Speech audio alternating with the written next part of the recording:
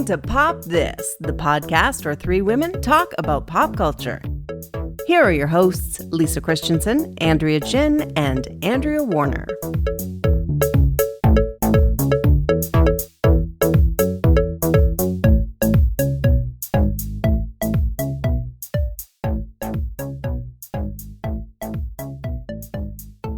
So we've discussed on this podcast how much I love watching my TikTok. I call it my TikTok time at night, where I just sit back and let the little algorithms entertain me. But I'm not saying I'm solely into book TikTok, but I do have a lot of those coming up on my feed.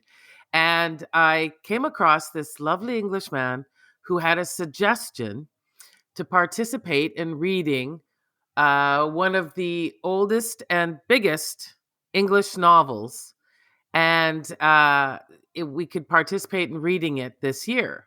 And the reason he suggested this is because it's written in diary form with the dates. So all you have to do is, catch up, and then you can be reading just the installment for that day. It's a series of letters.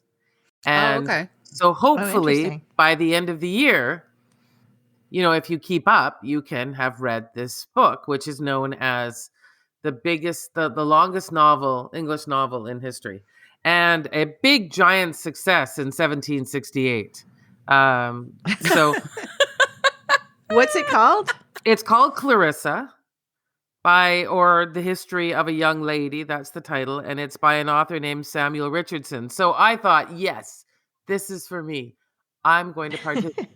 So I call my local store, my local indie bookstore. They don't have it, so I ordered it.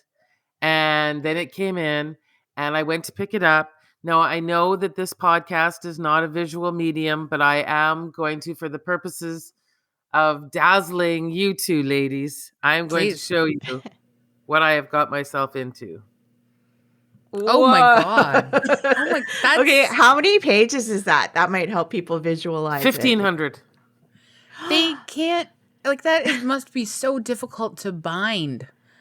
Just as in terms of book binding. I don't, yeah.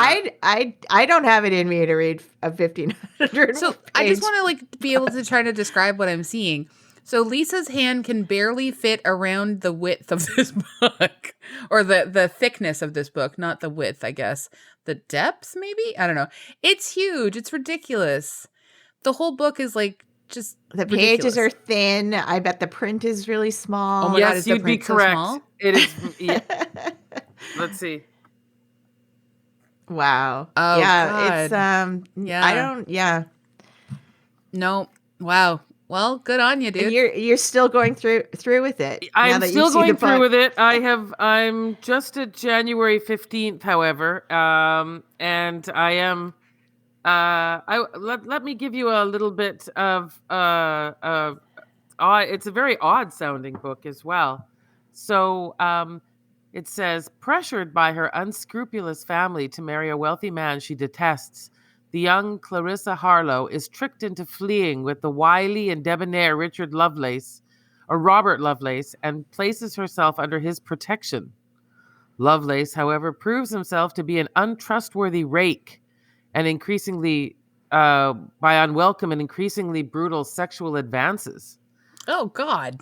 And yet, Clarissa finds his charm alluring, yet her scrupulous sense of virtue tinged with unconfessed desire. Good Lord. And so this was, I think I had the year wrong, it was a huge success when it first appeared in 1747, and it remains one of the greatest of all European novels.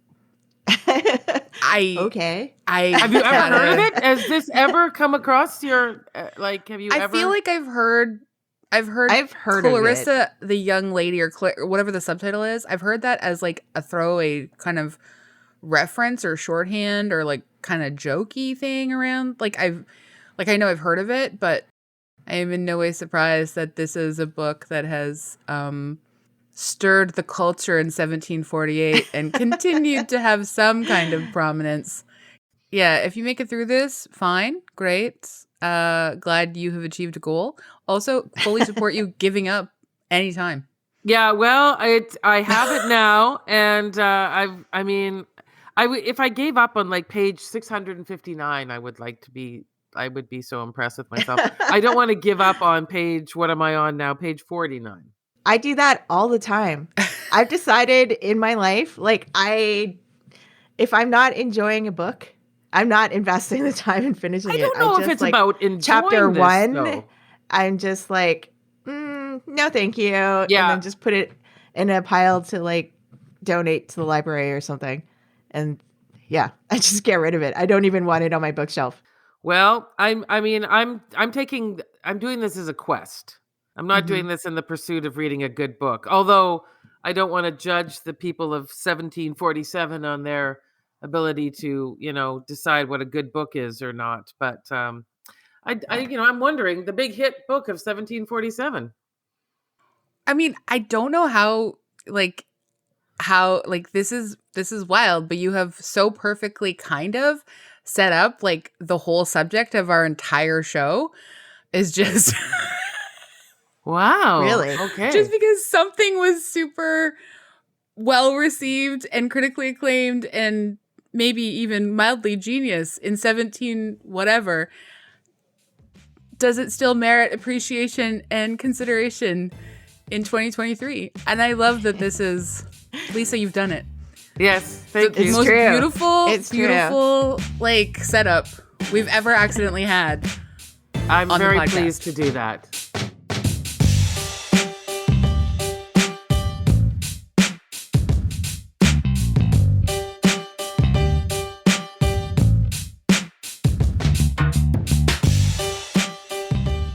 We're talking about Tar. Tar, one of the more unusual titled films, I have to say. I mean, I love that it doubles as a invitation to think about what sticks and what doesn't, Ooh. what we get stuck in and what we don't, what buries its secrets. Wow.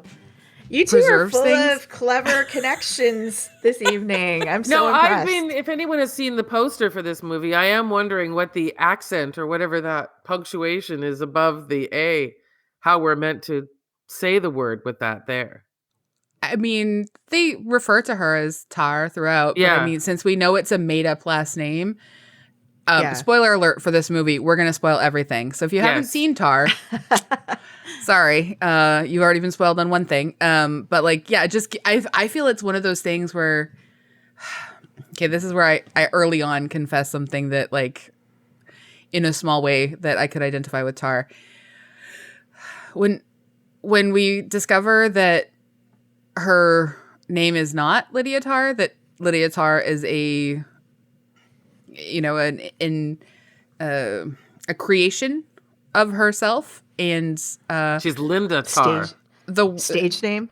yeah, I don't think Tar is even her last name. I think it's like Linda something. Like Yeah. I don't like. It's just she's just like Linda from Long Island or whatever her Yeah. deal is. I felt that in my soul because I like from a very young age kind of like very much wanted to be just like a little bit fancier, a little bit more in the artistic world than I was. I was the kid in grade 4 who was like, I'm going to go to a French immersion school and then I'm going to do the baccalaureate program because that just seems like something that I should do because then I can go to New York and be fancy. So that was depressing. So but I Did also you make up a name? Sorry? I didn't Did have you a new make up a- name. No, Could have been Andrea's a pretty, like, Andrea. no, that always revolted me. Andrea's a pretty fancy name, like in and of itself. Like, like it's got 3 syllables and, it was fancy enough. And Warner, I always felt okay about. So I didn't have a different name, but I had aspirations beyond what my potential class confines could be, I think, similarly as Lydia. Thankfully, I'm not kind of like just a megalomaniac? ambitious, power-hungry megalomaniac. Yeah, Like, okay. fingers crossed. So, sidebar, just Yeah. because you talked about your last name. Yeah. I was watching an episode of QI recently, which is like a British quiz show. Mm. And one of the things on it was the last name Warner and what its origins are. Oh, tell me. And I guess like it's to do with like Warner was a person who took care of rabbits on the estate. It's called a Cool. Warner. And So, that's like, where super Like a rabbit labor warren. oriented. Yeah, that makes sense. Yeah. Rabbit Oh warren. my gosh. Cool. That's I where it always, comes from. I mean, Yeah. honestly, love that job. Think that's cool. I always like to think of it as like warn her, that I've been just like destined to warn women about everything for like my entire life. You know, those kinds of things. I knew a woman, and her, like, when she introduced herself, she called herself Deborah. I think Instead of Deborah, she instead was of Deborah. Deborah, she was Deborah. Oh my god, I love that. Yeah, and I mean, Really? she was definitely, she left the small town, she was in the city, and she Yep. was making it. She was And doing it. part of that came with calling her Deborah. So Yeah, I used to live near a guy who insisted his name was not Damien, it was Damone. Damone. Damone and Deborah should get together for They sure. should. I hope they found each other. They could somewhere out monogram there. all their towels with D&D. It'd be perfect. D&D. Oh my god, that would actually be cute. Okay, now I'm Yeah. rooting for them. Anyway, yeah, we're talking about Tar. Oh boy. Oh, did you hear that Taylor Lautner married someone whose name is name's Taylor? Yes, yes. and now her name is Taylor it's- Lautner as well. And it turns out it's Lautner, by the way, guys. I didn't. Oh, it's you know, Lautner. Oh. apparently, it's Lautner. I had to listen to him pronounce his name Oh, Lautner. Okay. as a punishment to myself. Anyway, Lisa, would you like to read the background? Sure, yeah.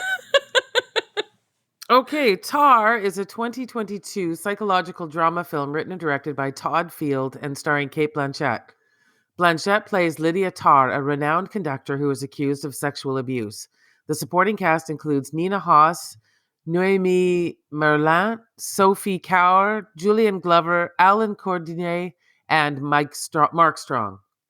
For the 95th Academy Awards, Tar received 6 nominations: Best Picture, Best Director, Best Original Screenplay for Field, Best Actress for Blanchett, as well as Best Cinematography and Best Editing, and that comes from Wikipedia.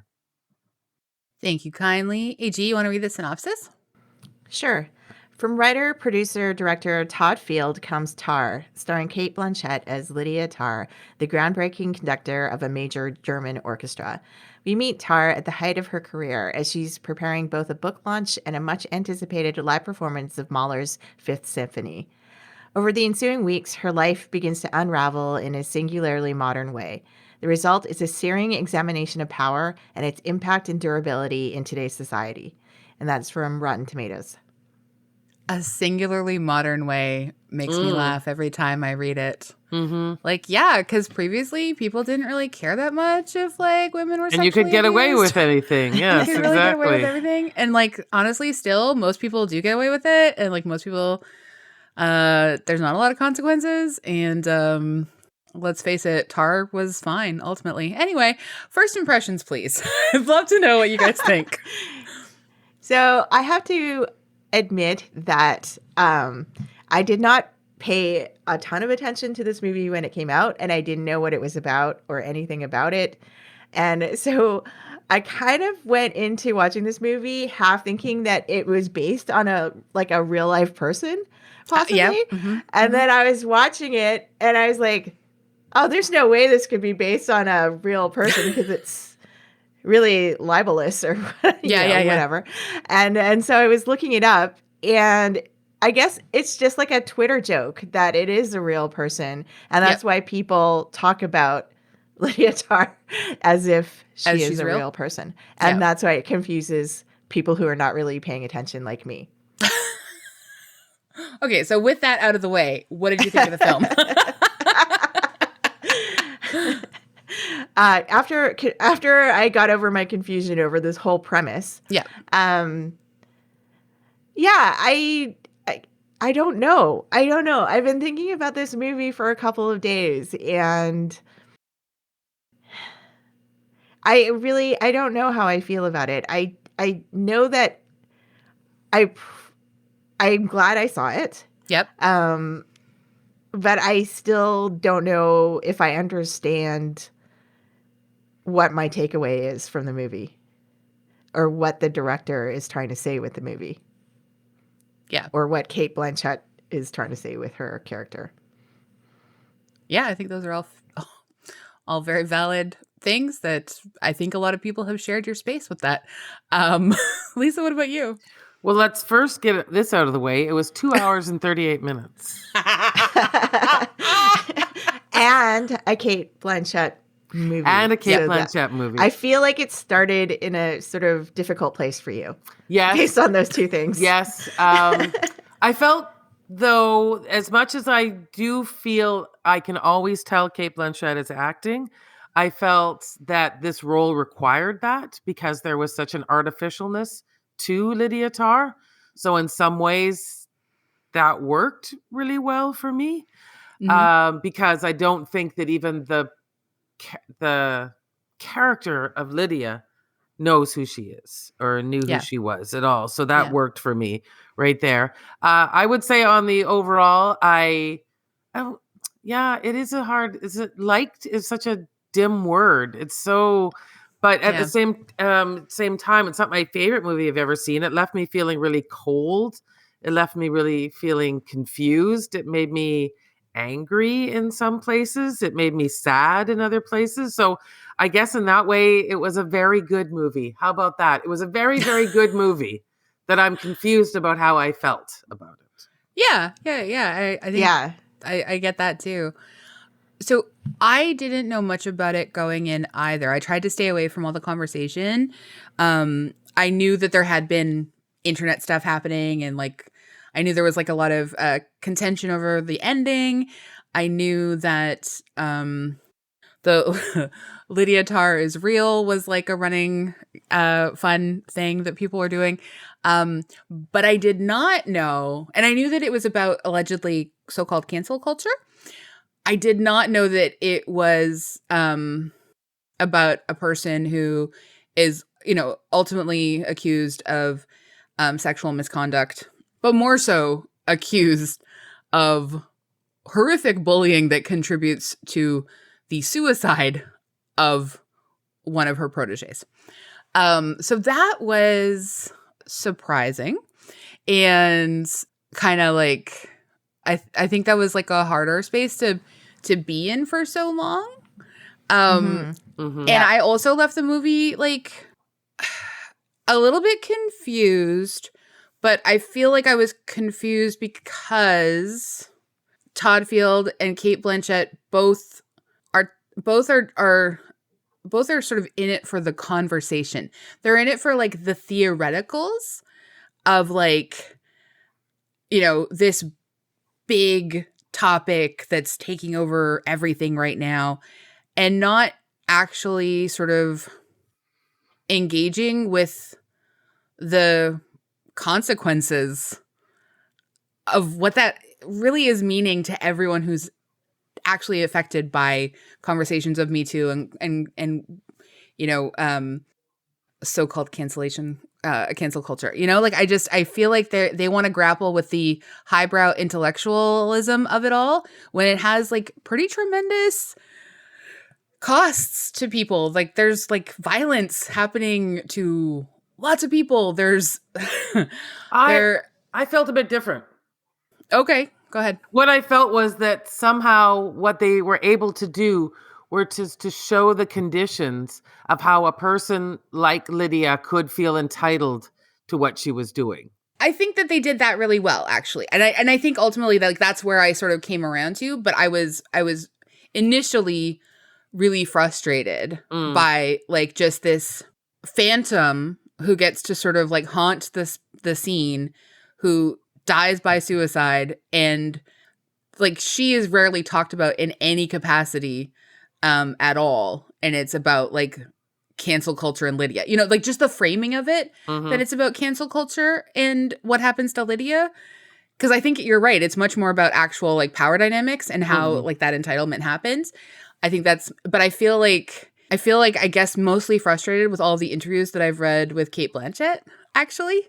Oh, well, that's a whole other thing. That is a whole other piece. You're right. Yes, and I'm sorry. But I just, after writing the outline and reading so many interviews with her, I was just I don't think she actually knows. Because I think Todd Field absolutely wants to really, really, really talk about power dynamics. And he knows that Lydia is bad. And his commentary, I mean, I'm being very reducing it all to like minimal things, but like he knows that cancel culture isn't really real. Lydia goes on to have a career doing what she loves, even if it's not as highbrow as it used to be.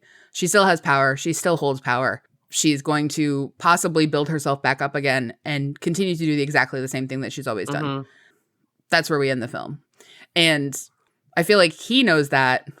I don't know that his star knows that. And I get a little frustrated with the aftermath of her pretending. She says that she understands it's about power, but she doesn't actually want to acknowledge her own power or her own anything in the world. Well, I mean, I do agree that it seems like it is about power dynamics for most of the movie while you're watching it, because you're thinking like, oh, like anyone in this position who's treated like a brilliant artist can sort of end up like this, being a megalomaniac, and this is what happens kind of thing.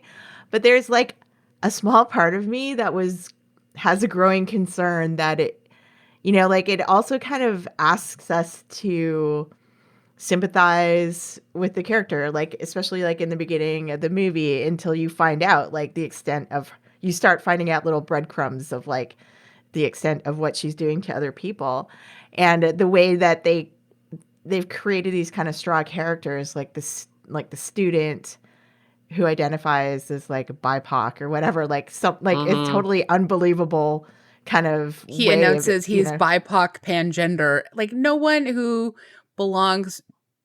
Anyway, and then just, you know, like the protests that happen, just like them holding up these signs that look totally fake as well. Like it seems there's a little bit of the movie where I was wondering, like, are they asking, like, if we know that this woman it's, you know, like the person who's doing this is a woman and a lesbian and not a white man, like, are we supposed to sort of understand and have more, you know, sympathy for all of this happening? Like, is that what part of what they're trying to say? I don't know. I don't. There, part of me was like, also watching it, I recognized myself as a person who probably would have been in that audience at the opening segment with Adam Gopnik interviewing her for the New Yorker. That I, as an audience member, love to put a person like that on a pedestal. I love it. I enjoy it. I loved watching her get all her clothes made. I loved her beautiful home. I loved thinking there are people. It was like a fetish thing. Like, it's like he had all the right pieces for people like myself. I was sitting there going, oh my gosh, this is exactly what it's like porn. It was like porn. Oh, wow. Because honestly, I found her home so upsetting. Like the brutalist architecture and everything. I was just like, I don't like being in this home, or, you know, like I don't like the scenes set here. They're so uncomfortable. Well, I thank you for that. And you know what? Honestly, the movie does have places where I did laugh periodically, which was a kind of nice release. In places where it was doing weird, like sort of scary movie kind of stuff almost. But I just want to go back a little bit, AG, to something you were saying, is like, I was thinking that like partly they're just like, oh, twist, like it's a woman who's accused of sexual abuse and it's a lesbian woman, you know, and yeah. And so like, isn't that even extra or whatever? I was thinking about it as they're making a point, maybe, and again, I don't know for sure, but that they're making a point that like one of the reasons that she has been able to, you know, be successful in the classic patriarchy is because she is white and because she is queer. Like, even though that's obviously going to be actually held against most queer women in this universe, like her sort of like seeming sort of like more slight, what does she call herself, a U-Haul lesbian, like her seeming sort of like more androgynous style and her like sort of basically sort of like passing as part of the patriarchy is like what has allowed her to sort of like transcend, but also she's genuinely so good that her excellence has like given her proximity into this rarefied world. And the commentary, I thought, partly that wasn't really happening, but I think should be happening, is that, you know, Lydia doesn't want to talk about gender and conducting and gender and her, because she, now that she's inside it and at the very top, wants to believe that it's been a meritocracy, that she has gotten where she is because she's as good. And that might be the case, but like she has been able, once she's in there, she's not interested in dismantling the patriarchy. She's interested in upholding it. Like the way that she talks about other women with other men, and the way that she, like what she says and what she does when no other women are looking, is so much a part of just upholding the patriarchy. And that's a survival technique because it's gotten her where she is. But that means that all she is now is just like sort of like a flanky, or what's it called? A flunky of the patriarchy. Like that's all she is. And when it comes for her, not the patriarchy, but like when her sort of like the accusations pour in, because she doesn't have money to insulate her. Like she's been able to get where she is without money. And that's like the big thing that we're seeing in that conversation she has with the guy with the private plane.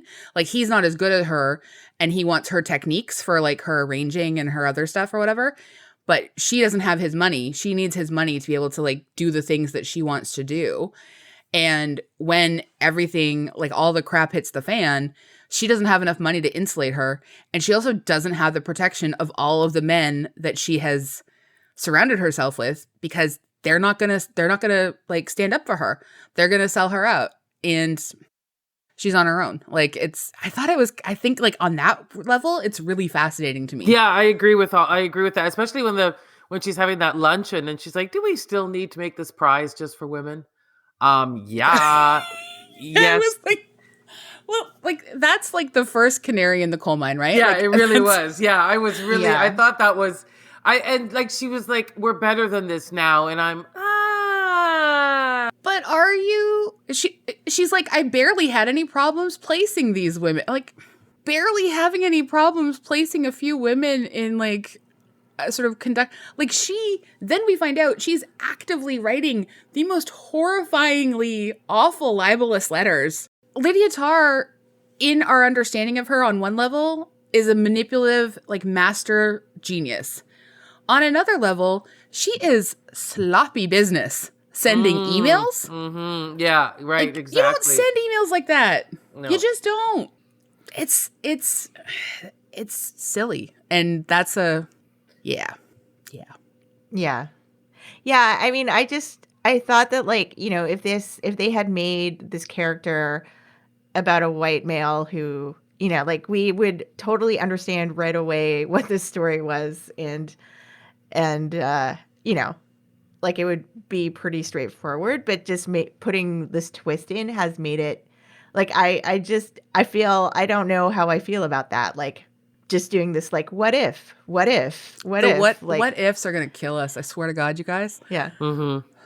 Just but what if it was a woman who did but that? There was but then there was the really interesting aspect as well as the conversation, like just around the who can we listen to? How do we do that boring conversation about the separating the art from the artist, which we will go around and round and round in circles forever on. This movie, like, just when, like, no, like, when she has an absolute, like, apoplectic fit that this young student might not want to bow down on Bach. Yeah. Like, yeah. Oh my God. No one is taking away from what that person has given to classical music just by wanting to sort of maybe point the lens in a slightly different direction.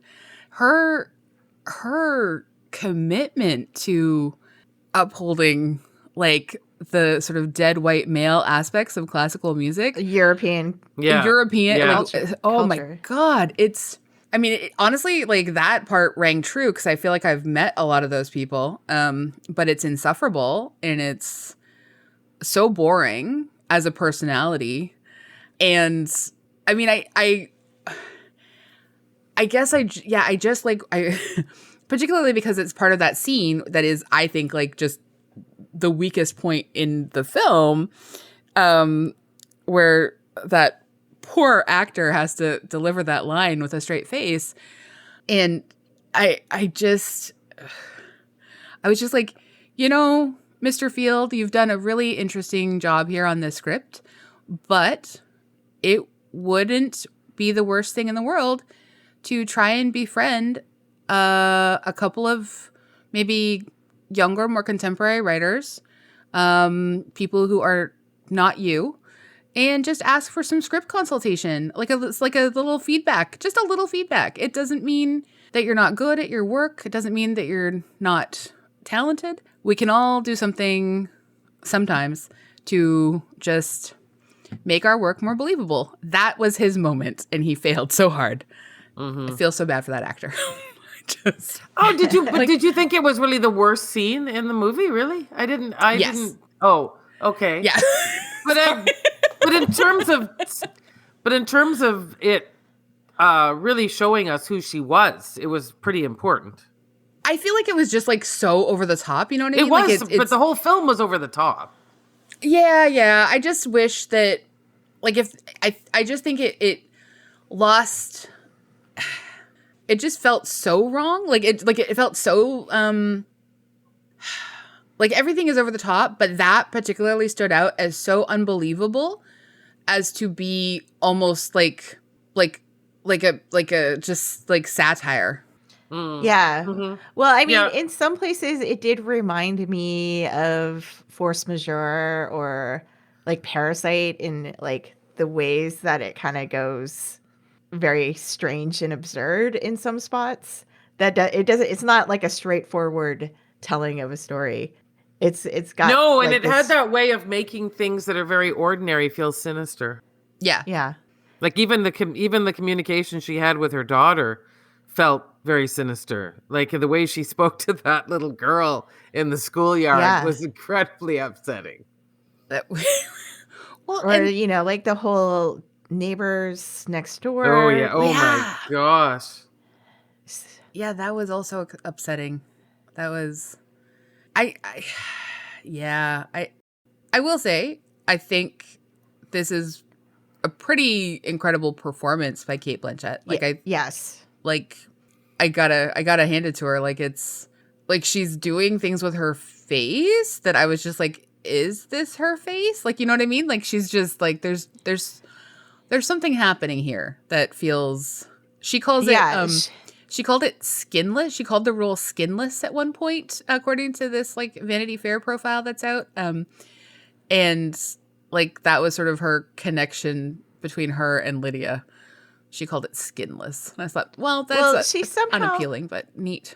Yeah. It's Cate Blanchett, but she doesn't her physical appearance is just slightly not. Mm-hmm. I think it was to do with the eyebrows or something and the hair color. Like it's maybe, yeah. Yeah. It was very interesting. Very interesting. She learned German and she became a master of the piano. I know. She plays piano beautifully. In this movie. So she was playing the piano? That was really her? Apparently, just for this movie. Yeah. She immersed herself in the pandemic. And there was something else she did for 6 months. It was like piano, German, and something else. And it was a wild trio of things. She's also like deeply committed to promoting this film. So like she's been out there hustling. Like you guys see pictures of her on the red carpet all the time. Like we all see that, right? Yeah. But like there's also, did you know, there's a Tar concept album where she appears in character on the record. And there is a Tar short film premiering this month at the Berlin Film Festival. Wow. Like there is we are potentially in for a Tar extended cinematic universe. Well, Yeah. What is this world? This is wild. Like, never mind whatever like video game she was composing music or directing music for at the end of the movie. Yeah, the Monster Hunter, apparently. Yeah. Yeah. Did she That could name become drop a real thing. Did she name drop someone from the VSO as well? On Twitter, I'm looking now. Somebody tweeted, and this is completely useless. It's just a side information here that she says that when she mentions that she's going to have to get another conductor, she mentions Otto Tosk from the VSO. Oh, cool. Name drop that Vancouver Opera, Vancouver Symphony Orchestra. Yay. Yeah, there you go. Yeah.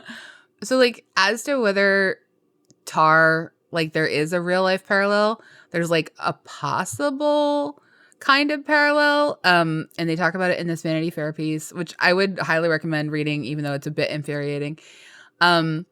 So her story, according to this Vanity Fair piece, resembles that of Marin Alsop, the chief conductor of the ORF Vienna Radio Symphony Orchestra, who, like Lydia, is a lesbian and was mentored by Leonard Bernstein, although there may be some reason to doubt that latter detail in Lydia's biography.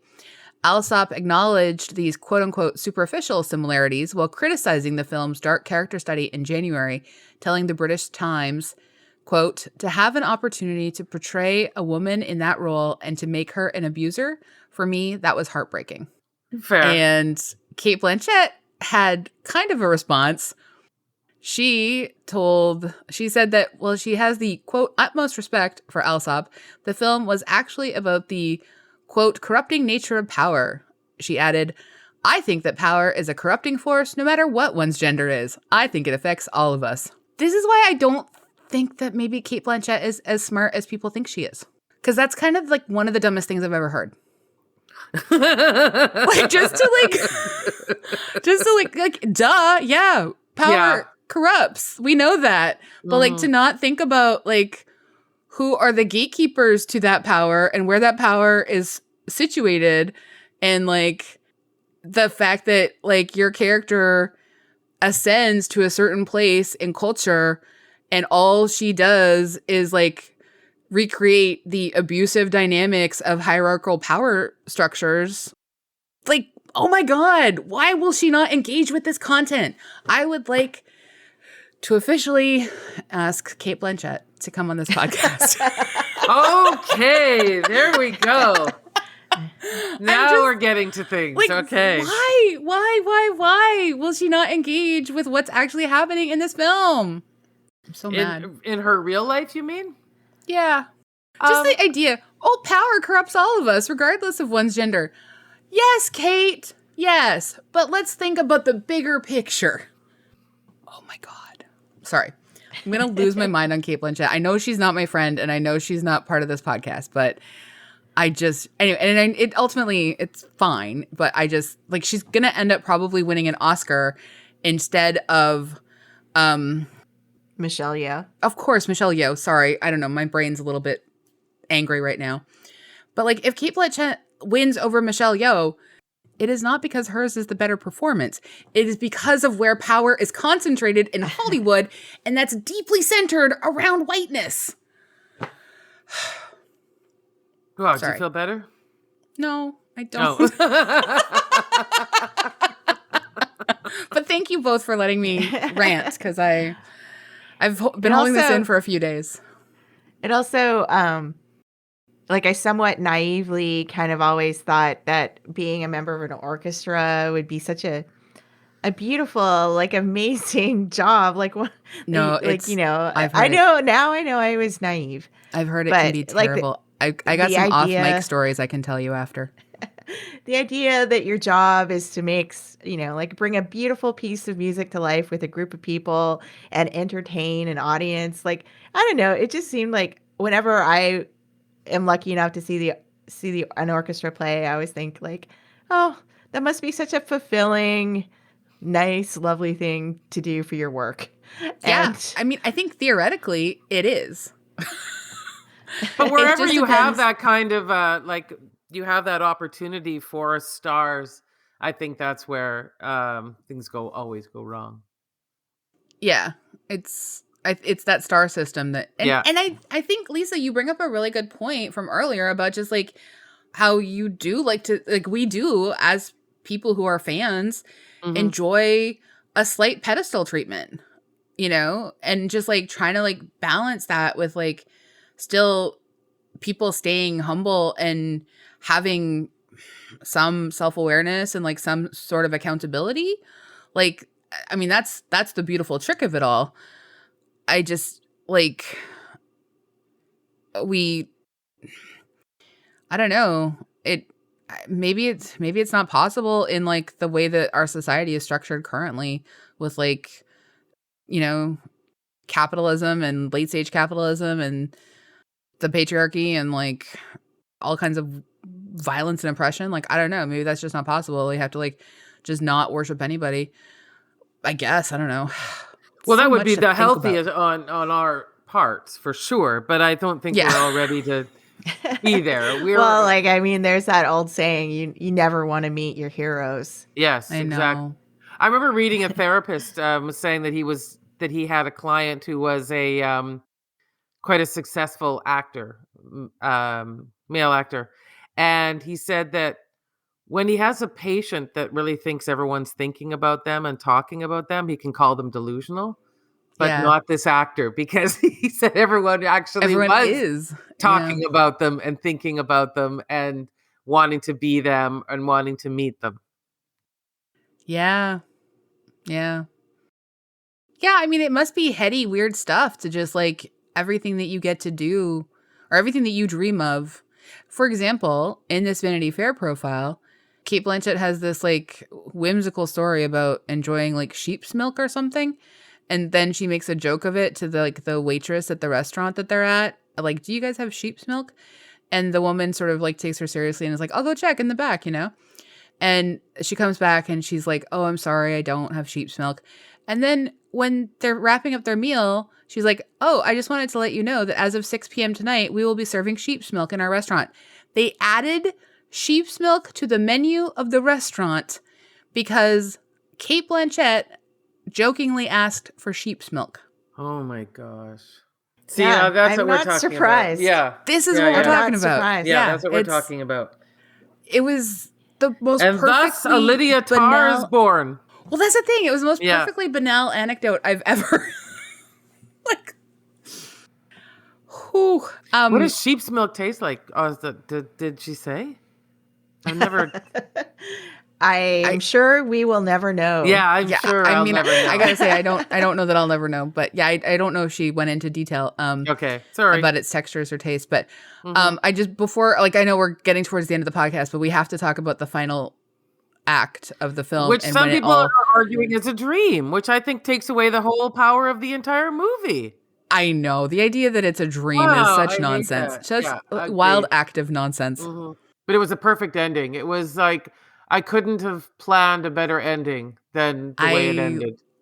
I loved this ending. I Yeah. loved it from the moment she tackles her rival. I was like, oh, this is where we're going. I love this. I love this so much. Just that jolt of real like physical violence. I felt like yeah, this is of course what she has been building to for a long time.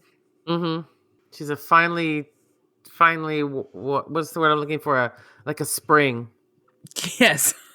The spring was sprung. That's all. Yeah, the spring was sprung. There you go. Yeah. But yeah, but it also it was so surreal, the ending. So I can see why people were a little confused as to what was going on, because it, like even the final scene, like it would be one thing to have to show her sort of come down in the world playing with a youth orchestra or conducting a youth orchestra or whatever, but to sort of pan through this audience of people, I guess, in cosplay. Yeah. It took me a little bit to sort of figure out what was going on. It was perfect after all of the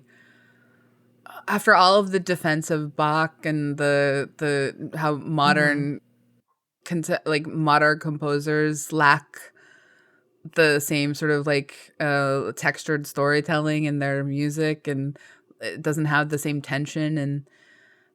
And then yeah, I mean, you know what, like honestly, this also makes people happy. Going to see a live orchestra play your favorite video game music, that's beautiful, man. Exactly. Yeah. I really we haven't talked about her yet, but obviously the Sharon, the woman who plays Sharon, does an incredible job as Lydia's extremely put upon wife and the concertmaster. Just God, that seems like it would have been a hellish juggling act. But I really also love the young woman who plays Olga. I love the character of Olga. Olga is my inspiration.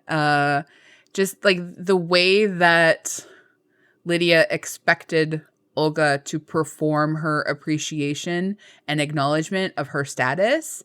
But Olga was just like, you're kind of old and I don't really want to hang out with you. And I don't care about how like famous you supposedly are. And like, it's like, if you decide that you have desired me, I owe you nothing.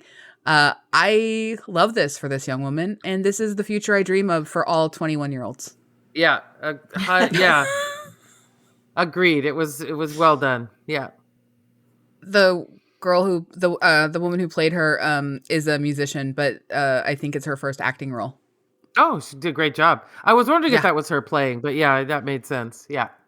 Yeah. So what did you think that the neighbor storyline was about? Like, why was it in the story? And why was their apartment seemingly in a different decade and neighborhood than Kate Blanchett's apartment?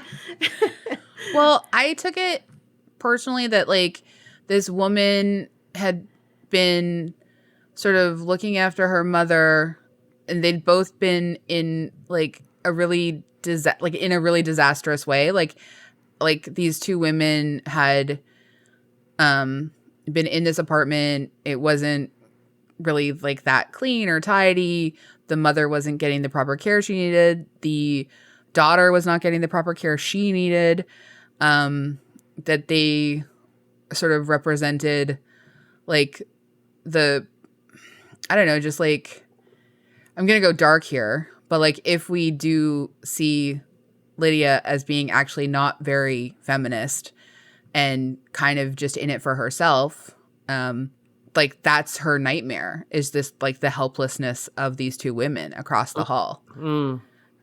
And also kind of what she thinks maybe of certain kinds of women. Like I think she looks at herself as she's not that kind of woman. She's not that kind of girl. You know, she's exceptional. She's an exception to the rule. And this is kind of one of the, you know, dangers of when we think about feminism and we talk about like what white feminism is. It's like, well, a shot for like an opportunity for white women is not an opportunity for all women. And Lydia is kind of exactly what that manifestation is. Right. She's left all other women behind her. That was sort of my reading of one angle of it. The other, and how she just kind of likes creepy. And she represents what it looks like getting older too.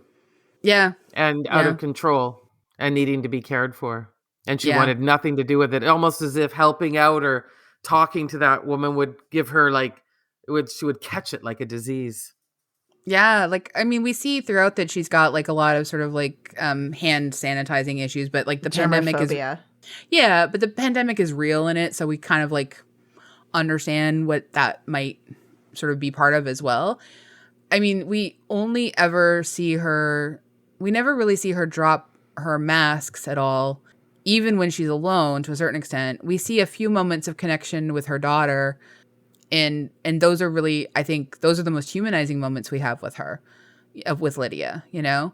But like, I mean, aspects of that relationship are a little bit confusing as well. Her daughter calls her Lydia. We don't really know what's going on there. So I think there's some interesting things about like sort of caretaking and mothering going on and like the expectations of like gendered care. Yeah. you know? And also the repeating pattern that she keeps seeing in things. I was trying And to hearing too. Yeah. A little bit of a tick going on starting. Well, they sort of start at the beginning of the movie. They talk about something about geniuses hearing differently, I think, or something like. Oh yeah, starting the to guy be she's having lunch with says that someone used to think that. chased by sound or something. I don't know, something along those lines. I can't remember exactly. It was a long movie. 2 hours. I And will say 38 it was minutes. extremely effective at getting under my skin, though, and I do think know. I do Can think you it imagine will stay waking with up to me. this? Can you imagine waking up to the sound of your metronome ticking in your house? No, thank you. That was a bit scary. It was extremely creepy. Yeah. Do you think at the end of this, in your imagination, does Lydia Tarr, has she changed as a person at the end of this movie, or is she exactly the same person? Oh boy, that's a really good question. That's a great question. Yeah. Has she been humbled by her experience, you mean? Yeah. I wouldn't think so. I think she's still finding a way to do what she always does and to find people to look up to her and to revere her. When she gets those flowers and she gets that basket of fruit, I still think she needs that. I mean, let's face it, it's a very classic maneuver for someone who is alleged to be a serial sexual abuser to travel internationally. Ah, yes. There's a go. There you go. Mm-hmm. Even The though she only- throws up when she finds out she's accidentally In a massage parlor? Yeah. Well, I mean, she's not that kind of sexual abuser. That's the thing. Like, she's always Yeah. an exception. Like, they never Yeah. think they're as dirty as they are. You know what I Yeah. mean? Like, and I think the only thing that changes for Lydia is that she has this like sort of rock bottom moment where she goes back to the house that she longed to escape from, obviously, and she watches her Leonard Bernstein conducting thing, and she remembers, like, you know, the genuine joy she feels when she's conducting. Mm-hmm. And she has this like sort of happy cry, and that's her reset. But like, as far as like contending with any of the things she's done and any of her terrible behaviors, nah. Mm-hmm. Nah. I don't think she thinks she's really done anything wrong at all. She's going to bide her time conducting where she can, keeping up her skills. And she's like a year away from the Louis C.K. apology tour. Yeah, yes, I agree with that. Mm-hmm. Which would be incredible if that's the subject matter of the short film of Tar in the Berlin Film Festival. That would be really fun. Yeah. I'm kind of fascinated to know if it will be a prequel or sequel, or where it's placed in the timeline of Tar's universe. Yeah. Honestly, I could talk about this movie for the next 10 years. Yeah, no, same. Now, I know we always ask this question, does it pop? And I am going to give it a extremely frustrating pop, but yes, it pops. Oh, I will give it a very solid pop, but just say that you will come out of this movie with a lot of questions. If you haven't already watched it yet, I hope we just gave you some more. Yeah, I mean, I don't know. I give it a medium pop because of Cate Blanchett's performance mostly, because it is, you know, excellent. But yeah. And if you're in the mood to watch a movie that makes you have a lot of questions, feel a bit uncomfortable, and then leave you full of rage for several days afterwards. Yeah. Where you think about all the things that they didn't quite feeling uneasy. Didn't quite go far enough. But at the same time, if you've ever had a desire to go and get your clothes made by a tailor, which I always have, the perfect shirt. Oh my gosh, that was a great scene. Yeah, I mean, it's got everything. So if you're into bespoke fashion, yeah, complicated, sort of like anti-feminists, anti-heroes, you know. This is the one for you. Yep. Oh God, Whew. Anyway.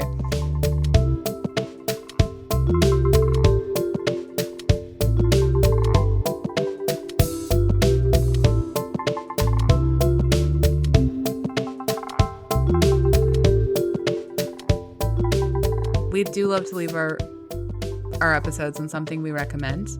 AG, would you like to go first? Yes, sure. I'm going to recommend the Scamfluencers podcast. I don't know if you've ever... I think you recommended it. Yes, you did, and I listened to it. Yeah. Oh, no, that was a different one. Oh, okay. That was a different podcast about scams. Oh, you really like scams. This one's Sarah Hagee and Sachi Cool. Yes. That's okay. Right. Yeah. I really like podcasts about scammers. What can I say? Yep. This one's about like influencers who are scammers specifically.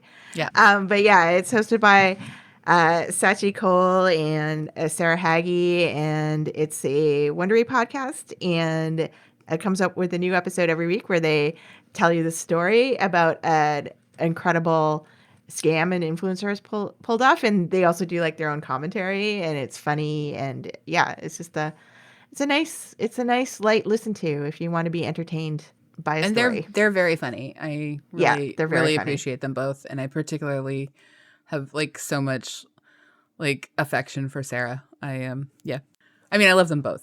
Lisa, what about you? Yeah, season 4 of You is out, and It sure is. Oh my God. Are you already in it?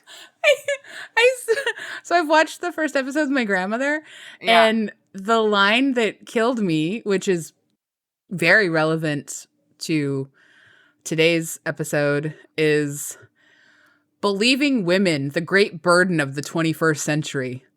Yeah. The man who says this is heinous and awful, and so coming out of his mouth, it's like so darkly hilarious. Yes. Anyway, sorry. Isn't he our first to die? Just to give away too much of the...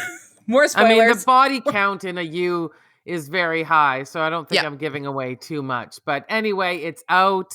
It's different. It's working on the whole premise of kind of like an Agatha Christie murder mystery with Joe, who is now Jonathan, in London, with hanging out with a bunch of Nepo babies there. And Yeah, it's wild. It's wild, and it's as fun as the other U's. So there you go. Enjoy. It just came out last week, and I did watch the Pam Anderson. Highly recommended as well. Thank you, AG, for that advice, because it was really good. Cool. I haven't watched that yet, but I have watched the first episode of You. But that's because Grandma and I watched that together. She's not as into it. She's it's not because of Penn Badgley not doing sex anymore in the show. That's not her. That's not her objection. When I told her that, she was excited. But because she always thought it had too much sex to really be comfortable watching it with me, or on her own. But anyway, she's not as into it this season, but she knows that I still enjoy it, so she's willing to watch it with me. It's a sacrifice watch for Graham. She's currently really into Shetland. I'm showing that to her for the first time. Oh, that's fun. And, I like Shetland. Yeah, of course. Yeah. Shetland's great. Anyway, my recommendation is maybe like the antithesis to Tar in a certain way. It's called Glitter Up the Dark, How Pop Music Broke the Binary by Sasha Greffen. And they're a really genius music writer. They do great work. They've done incredible work for all kinds of publications over the years. This book came out in 2020. Yes, 2020. And I normally I like it when authors read their own works, and that's not the case with this book. It's read by a different narrator. I would like to have heard Sasha read it. I think that would have been really great. That's just not the case this time. So I kind of wish I was like reading it physically, and I do have a copy physically, but sometimes it's easier for me to read like audiobooks because I can do those while I'm doing other things. Anyway, it's a great book though. Sasha is a genius, and it's just like a really wonderful exploration of gender binaries and breaking binaries, and doing that in pop music. Good recommendations. There we are. Excellent. Yeah. Yay! Book, trashy TV, and podcasts. There you are.